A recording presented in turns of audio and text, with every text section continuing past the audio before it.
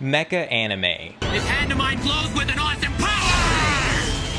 Its burning grip tells me to defeat you! Take this! My love, my anger, and all of my sorrow! A popular subgenre of anime that has spawned countless beloved manga, TV shows, and movies. Code Geass, Evangelion, Gundam, Fooly Cooly, these are just a few of the examples I could name from this genre. And personally, I grew up watching G Gundam and the Big O on Adult Swim, but I still watch newer mecha series when I hear the anime hype train coming down the tracks. Although I still haven't forgotten the massive hype avalanche caused by the massive disappointment that was Darling in the Franxx. And I don't want to start a war in the comments, but I do consider Attack on Titan to be a mecha anime. They're just piloting flesh robots, and I really like the ending and the entire series for the most part. I wish they didn't stretch it out and make us wait so long between those final entries in the series, but I thought it was a great ending when it finally happened.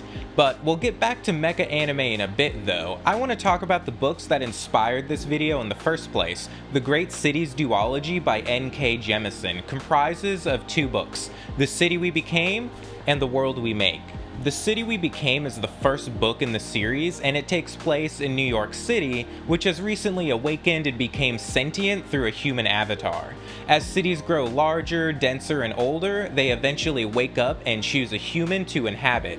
A human that embodies the soul and character of that city. When we start the book, we're following a man named Manny who unknowingly has become that avatar. And quickly, a crisis unfolds that threatens the city, and without knowing why or how, he somehow fights this threat using the city itself as a weapon, using the steel of skyscrapers as shields and the trains of the subways as clubs to swing as weapons. This fight takes place in the city, above it, beyond it, and on a separate plane all at the same time. The streets, bodegas, and ferries all become an extension of his being as he pilots the soul of the city. But before we get into a little more detail about that, let's talk about what mecha anime even is.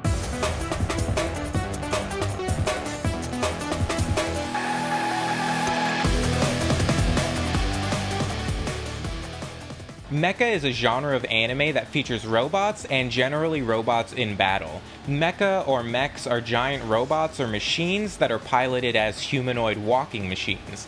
The term was first used in Japanese as a shortened version of the English word mechanism, mechanizumu, or mechanical, mechanikaru. Mecha anime and manga can be broken down into two subcategories: Super Robot, which has those giant robots we all know and love, and Real Robot, where the robots are a little more down to earth and limited by realistic physics and technological limitations. The first actual series in the mecha genre goes all the way back to a manga from 1956 called Tetsujin 28 or Iron Man 28. In a last-ditch effort to win World War II, the Japanese military creates a robot that is remote-controlled by a 12-year-old detective and whiz kid named Shotaro Kanata. The series falls a little more into the Real Robot subcategory, but it would go on to inspire many other series. One of the series born from the wake of Tetsujin 28 is a manga called Mazinger Z, created by Go Nagai. While waiting to cross a busy street, he had the idea of creating a mecha that people could control like a car. And we have Go to thank for creating the super robot subgenre of mecha anime by coming up with that idea that people would pilot giant robots from the inside using a cockpit. It seems crazy to think that this wasn't such a standard trope at the time because it's so ubiquitous in media culture today.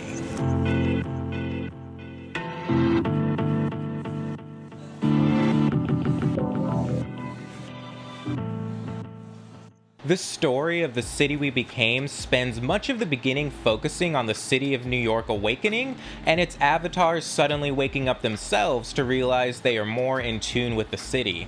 New York is a special case of a city gaining sentience because it has more than one avatar, which isn't that common. New York is made up of 5 boroughs: the Bronx, Brooklyn, Manhattan, Queens, and Staten Island. Each borough has a chosen person who embodies the spirit of the area, and each of these these people are able to tune into the entire city of New York, but are especially strong in their home borough. Our heroes slowly start to discover their powers and abilities that have been granted to them by the soul of the city. They can feel the rhythm of the streets, hear the music of all the buskers on every sidewalk, smell the food of all the bodegas, and see the smiles of people living their lives. But they can also feel the pain and struggle of the people. Someone working multiple jobs just to barely make the rent, a person who got laid off from their office job because the stock market had a bad day, and everything in between. The mecha anime comparison comes into play because as the city starts to wake up and choose its avatars, a strange entity also makes an appearance. This being doesn't want New York to awaken and will do anything within its power to stop it, and it happens to have a lot within its power. This entity appears as giant white tendrils on FDR Drive and starts to tear the place apart. Manny realizes he can fight back by using the city itself, more importantly the people of the city. His power comes from the infrastructure, the culture, and the people. The people of the city are essentially the lifeblood of the city. He borrows their power to fight the giant tendrils in both the real world and on another plane. Shortly after this, Manny meets Brooklyn, who is also the avatar of the Brooklyn borough. They can sense the other boroughs are awakening and can feel them across the city, and soon they set out to find them and figure out what's going on.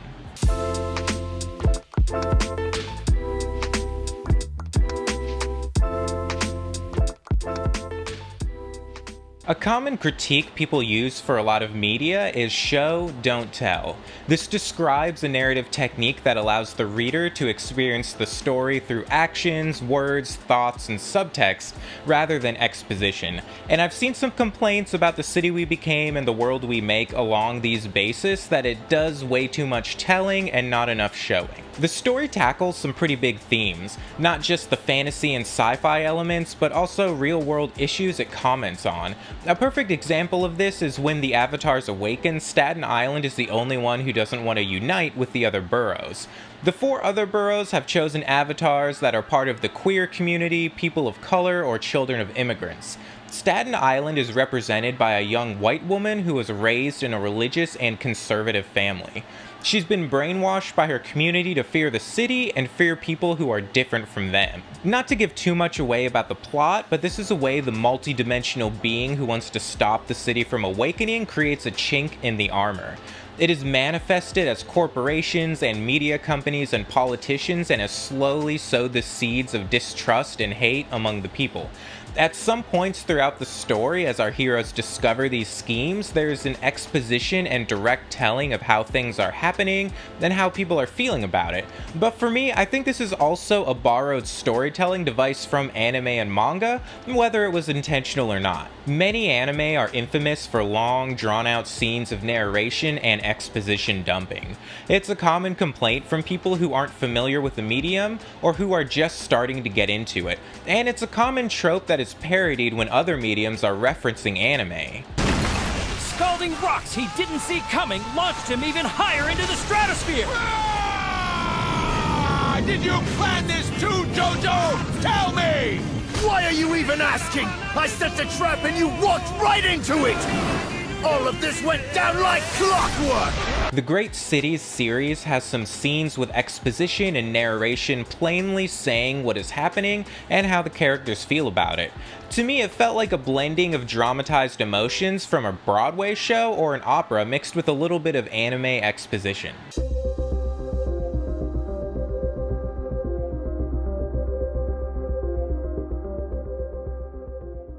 The City We Became and The World We Make were a fun read. I think on their own, they're great books with a super unique take on what has been described as urban fantasy, but I can't help but compare these books to N.K. Jemisin's Broken Earth trilogy, which isn't fair because that trilogy is pretty much perfect, start to finish. But these books can stand on their own, and I think they borrow from some anime storytelling tropes, especially the mecha genre, which may not have been an intentional decision, but anime and manga are pretty mainstream now and part of the cultural zeitgeist. But I mean, reluctant heroes who are suddenly given control over large sections of a city they can use for combat. When danger appears, they are essentially given the get in the damn robot Shinji treatment. These books also tackle some important themes and issues we're currently facing and had faced starting back in 2016 and 2020.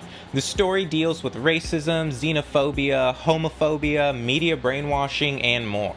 It does an amazing job of showing the slow spread of a MAGA-like movement and how it can be used to control people and also tear people apart. The city we became and the world we make are definitely worth picking up, especially if you're looking for something with a fresh perspective.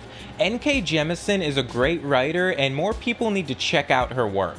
Let me know if you've read these or decide to pick them up, and if you also think it's a great American mecha novel.